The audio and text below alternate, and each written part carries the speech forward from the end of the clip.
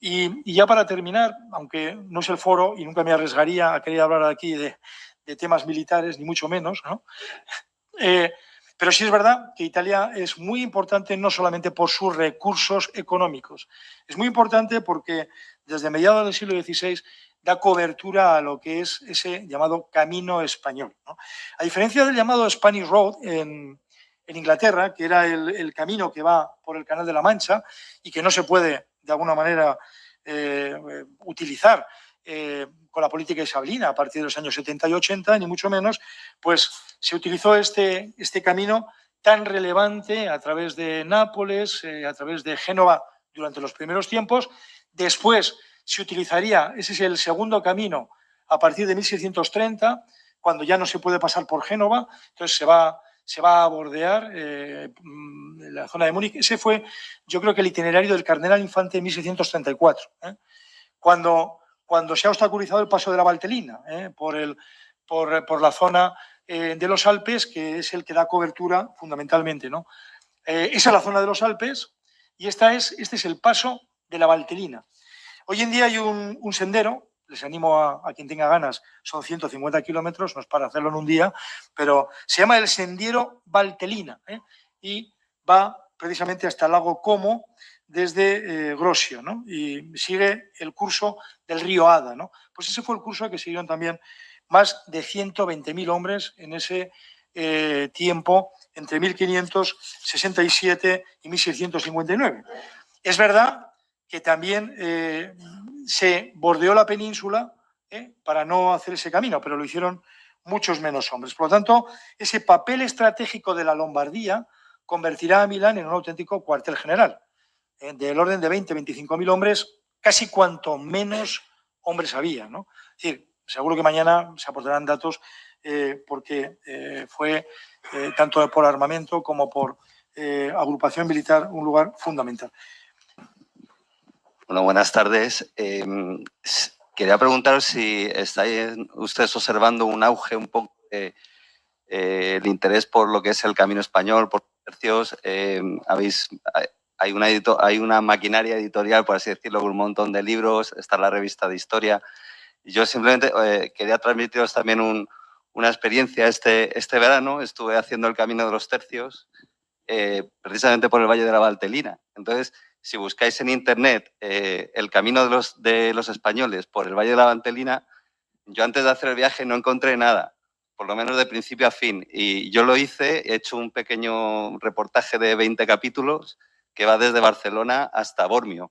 Y ahí simplemente quería haceros una pequeña observación. Hay dos plazas muy interesantes, que es Finale, que está al lado de Génova, y que fueron por donde entraban principalmente los tercios, y ahí se ven un poco los acuerdos que había con el condado que había allí, y luego el Fuerte de Fuentes, que está en el borde del lago Como, y que es una plaza española que de hecho da nombre al Plano de Fuentes, que ahora es una reserva natural, y que cuando lo visité no estaba, el cartel turístico no estaba en español, curiosamente, ¿no? Entonces, vaya, mi pregunta, yo creo que, Víctor, creo que has realizado un poco el trayecto por lo que acabas de mencionar, o he podido entenderte.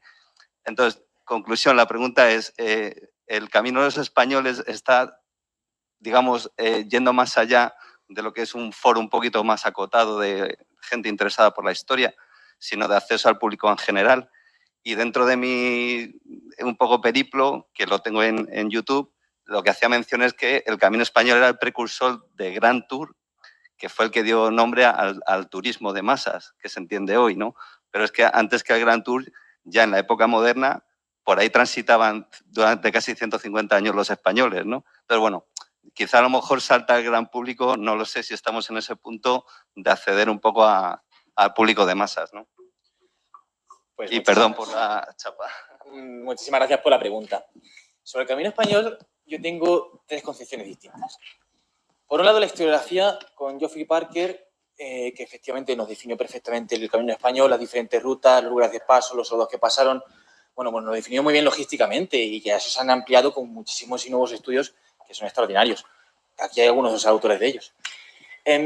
Aparte del punto historiográfico, de esa cuestión bien definida de camino español, cuando uno acude a la documentación de archivo, no sé si Eduardo y Porfirio han tenido la misma experiencia, pero no no aparece, o sea, lógicamente el concepto es un concepto historiográfico y es cierto que quizás es más una cuestión de pago y una cuestión de logística de los soldados.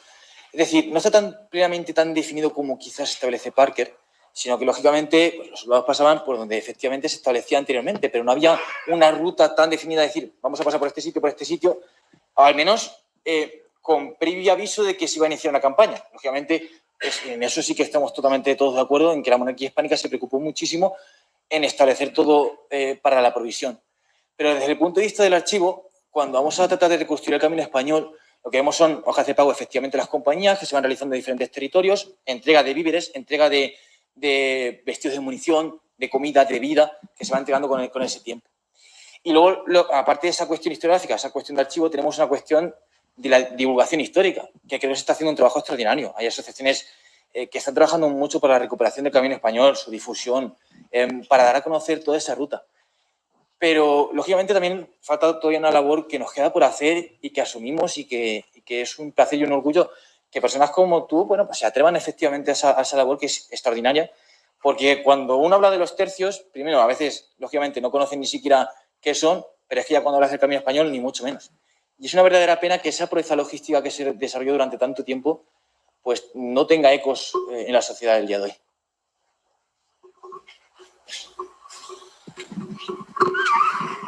De todas maneras, si va a venir usted mañana, podrías venir.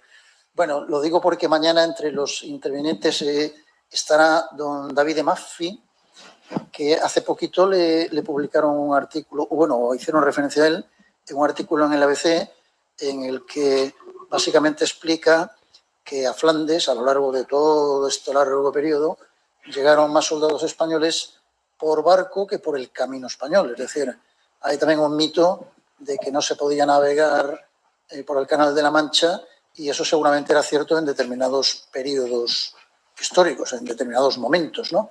Pero en otros momentos no era así. O sea, que se complementaban las dos rutas, la ruta marítima por el Cantábrico, Canal de la Mancha, hacia los Países Bajos, y la ruta terrestre, el camino español, ¿no? El teniente general del Ejército de Tierra, César Muro Benayas, que ya está retirado, casi como hobby personal, tiene el estudio de los tercios, incluyendo el haber recorrido muchas veces a pie el camino español. Yo creo que es una de las personas que está trabajando más en lo que usted dice, en el darle visibilidad y promocionarlo como ruta histórico-turístico-festiva, ¿no? Aunque... De buen vino. También. La primera son todos los mejores vinos. ¿Usted no será David Maffi? Sí. Ah, vaya por Dios. Menos mal que... La botella más sucia te vale 80 euros. Menos mal que la botella más ignoble. mal. Pasas después por Lorena, el Franco Condado, la Borgoña y los champán. Ya no me digan. Señores, borrachera todos los días. Bueno, ¿alguien más que quiera intervenir? No, perdone, mi general, solo por terminar, se me habían saltado dos observaciones. Una, iba preguntando si la gente de allí conocía el camino español y si habían pasado los españoles. Obviamente, los italianos decían que en los colegios, en los niños, apenas les hablaban de ello, y ya digo que son 150 años. Y luego me topé con los escudos originales que estaban en el Fuerte de Fuentes, esculpidos en mármol, por casualidad, porque yo no lo vi documentado en ningún sitio, y están en el Museo de Belgiojoso, quizá a lo mejor nuestro colega italiano lo conoce, y están en unos soportales olvidados, y justo me he fijado que es el pendón de Felipe II y Felipe III, que fue continuista, porque esto es del 1603, el Fuerte de Fuentes, y estaban esculpidos a un tamaño de 1,70 m con 40 centímetros de ancho, y bueno, lo tengo en el capítulo El tesoro de los escudos originales del Fuerte de Fuentes. Yo esto no se conoce y yo me llevé una grata sorpresa, estaba yo allí solo y bueno, pues si están interesados, el Camino Español de la Valtelina, ahí lo van a ver todo. No quería hacer publicidad, pues yo no tengo ningún interés más allá del turístico festivo que acaba usted de mencionar, mi general. Bueno, bueno, una cosa, la mayoría de los pasos ahí, el Fuerte de Fuentes no se queda prácticamente nada de original, porque el fuerte original fue tirado al tiempo de la dominación austríaca como inútil, no servía para nada. Y Napoleón, bueno, muchos de los fuertes que ha indicado en la oposición antes se desmantelaron en el siglo XVIII porque inútil militarmente. Milán tenía unas fortificaciones que cubrían 80 kilómetros cuadrados. No se queda absolutamente nada. El mismo castillo de Milán es una invención decimonónica. No es nada, de original no se queda prácticamente muy poco. Para decir que se desmanteló todo, al final del siglo XIX, un ingeniero loco, que se había de moda de hacer muchos de estos castillos al estilo medieval, se va en muchos sitios. En Génova hay 4 castillos medievales que son del siglo XX. Y lo sé que, este es un castillo medieval que lo ves. Sí, tu puta madre, chaval. Bebe menos vino.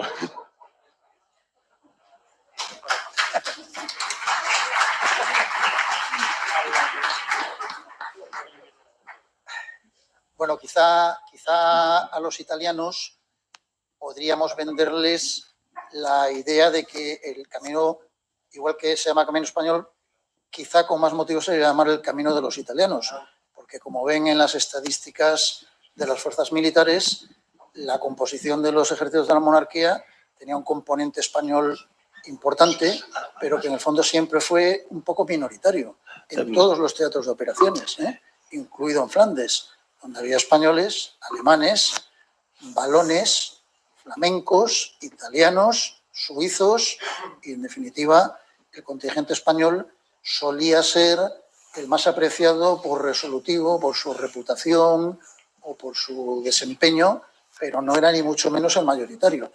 Más italianos seguro que hicieron el camino a pie que españoles, probablemente, me imagino. Una última pregunta. Venga. No, una cosa solo que quiero clarificar. Yo prefiero llamarlo el camino francés, porque ¿saben quién creó el primer camino? Fueron los franceses que vacaron a Italia. El duque de Alba se recordó de esto. El trazado lo hicieron los ejércitos franceses cuando invadían Italia a finales del siglo XV. Es el mismo trazado. Todos los pasos alpinos eran los mismos que utilizaron los franceses. Se utilizó porque estaban ya las rutas preestablecidas a unos 30 kilómetros más o menos. Entonces era más fácil, que era la antigua ruta de los mercaderes. Porque claramente cuando uno andaba de pie, exactamente, también yo he tenido la mochila y me he hecho 28 kilómetros de marcha. Esto me lo acuerdo. Y me la pasé fatal. Y claro, el problema era en trobar un sitio donde los animales podían ser acogidos y protegidos, porque había muchos ladrones. También en el norte de Italia la gente mangaba un poco. Venga, pues la última. Permesso.